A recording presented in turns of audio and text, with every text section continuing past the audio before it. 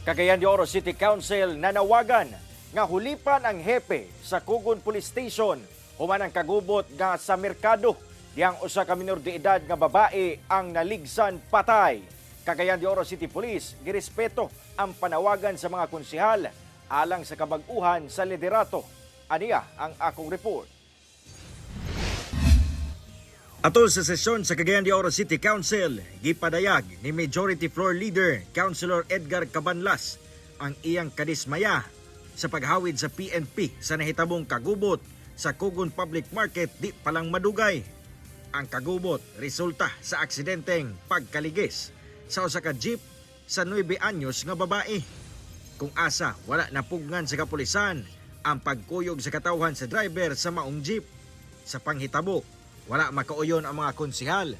Busa nanawagan sila karon nga hulipan ang kasamtangan Cugon Police Station Chief tungod sa daw pakyas nga pagresponde sa panghitabo. This is an act of anarchy in the streets of Cagayan de Oro. We cannot tolerate this, Madam Chair. This is a bad omen that the respect of the rule of law has been violated. Ang mong suhestyon, girespeto matod pa sa Cagayan de Oro City Police. Matod nila, adunay kabag-uhan gyud nga ipatuman sa liderato sa Cugon Police Station.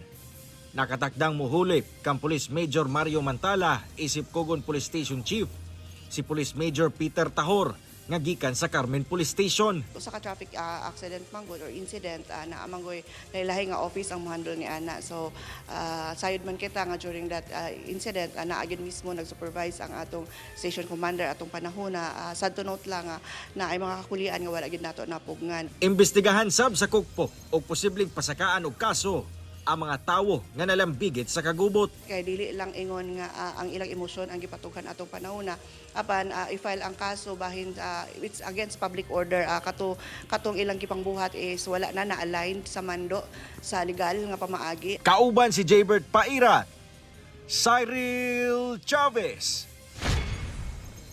One Mindanao.